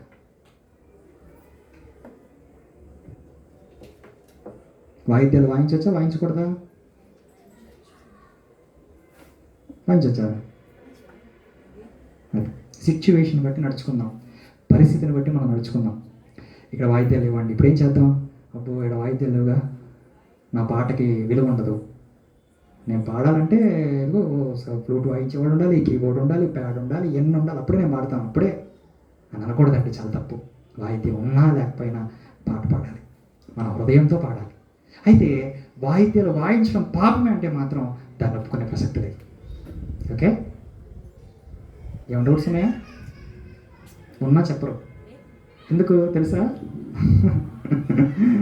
ఇప్పటికే సమయం ఎంత అయింది? చాలా అయింది. దేవుడు మనల్ని ప్రభు ద్వారా యాజకులుగా, లేవీలుగా చేశాడు. దేవుడు మనకిచ్చిన ఆధిక్యతను బట్టి, దేవుడు మనకిచ్చిన ధన్యతను బట్టి, ఆశీర్వాదకరమైన స్థితిని బట్టి దేవదేవుని మన స్తుతిద్దాం, దేవునికి కృతజ్ఞత చెల్లిద్దాం. త్వరలో ఉంచండి, ప్రార్థన గురించి ప్రార్థన చేసుకుని ఈ మాటలు ముగించుకుందాం. వచ్చే ఆదివారం మనం యాకోబు గారి 4వ కుమారుడైన యోధా గారి గురించి మరిన్ని సంగతుల విషయాలు మనం నేర్చుకునే ప్రయత్నం చేద్దాం. త్వరలో ఉంచండి, ప్రార్థన గురించి ప్రార్థన చేసుకుందాం. మహాగణుడైన మా తండ్రి, జీవం కలిగిన మా దేవ, ఈ రాత్రి వేళ మమ్మల్ని అందరినీ సమకూర్చినైనా తండ్రి, ఎన్నో మంచి విషయాలు, మా ఆత్మీయ జీవితానికి కావాల్సిన ఎన్నో గుణపాఠాలు మాకు నేర్పించారు తండ్రి. అందరి బట్టి మీకు స్తోత్రాలు.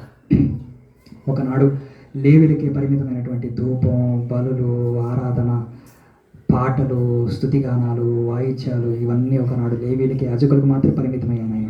కానీ ఈరోజు క్రీస్తునందు మా అందరికీ మీరు ఇచ్చిన ఆధిక్యతను బట్టి, ధన్యకరమైన స్థితిని బట్టి మీకు స్తోత్రాలు చెల్లిస్తున్నాం. మమ్మల్ని రాజులని యాజక సమూహముగా చేసినందుకు మీకు స్తోత్రాలు చెల్లిస్తున్నాం తండ్రి. నిజంగా మీకు వ్యతిరేకంగా మేము చేసిన ప్రతి దోషాన్ని, పాపాన్ని మీ సన్నిధిలో ఒప్పుకుంటున్నాం. తెలిసి చేసిన, తెలియక చేసిన, బహిరంగంగా చేసిన, రహస్యంగా చేసిన మా మాటలతో, చూపులతో, ప్రవర్తనతో, తప్పుడు విధానాలతో, మా నడకలతో, పడకలతో నాయన చేసిన ప్రతి భయంకరమైన పాపాన్ని బట్టి, దోషాన్ని బట్టి మీ సన్నిధిలో ఒప్పుకుంటున్నాం. దయచేసి మమ్మల్ని క్షమించండి నాయన. మీ కృపను కోరుకుంటున్నాం. మీ కృపా సింహాసనాన్ని ఆశ్రయించి, సమీపించి తండ్రి మిమ్మల్ని బ్రతిమలాడుకుంటున్నాం. మమ్మల్ని దీవించండి, ఆశీర్వదించండి తండ్రి. మీ వాక్యానుసారంగా నడుచుకోవడానికి మాకు సహాయం చేయండి. మీ వాక్యం ఏదైతే చెప్తుందో అదే మా జీవితాల్లో జరిగించడానికి కృప చూపించండి. మీ వాక్యానికి వ్యతిరేకంగా మేము నడుచుకోక, మీ మాటకు లోబడి జీవించే జీవితాలు మాకు అందరికి ప్రసాదించండి. ఒకవేళ మా విధానాలు, మా బోధలు తప్పుగా ఉంటే తండ్రి వారిని సరిదిద్దండి, సరైన మార్గాలు నడిపించండి. మేమందరం ఆయన మీరున్న లోకానికి చేరేవారిగా మమ్మల్ని నడిపించండి. మా కాపరిగా, మా తండ్రిగా, మా నాయకుడిగా మీరుండి ప్రతి విషయంలో కూడా మాకు సహాయం చేసి ముందుగా నడిపించి మీరే మహిమ ఘనత ప్రభావాలు పొందుకోమని వేడుకుంటూ క్రీస్తు ద్వారా మాకు ఇచ్చిన ఇంత గొప్ప ఆధిక్యతను బట్టి, భాగ్యాన్ని బట్టి, ధన్యకరమైన స్థితిని బట్టి మీకు స్తుతులు స్తోత్రములు చెల్లిస్తూ మిగిలిన కార్యక్రమం అంతట్లో కూడా తోడుగా ఉండమని వేడుకుంటూ క్రీస్తు నామమున ఈ ప్రార్థన అడిగి వేడుకుంటున్నాము తండ్రి. ఆమేన్.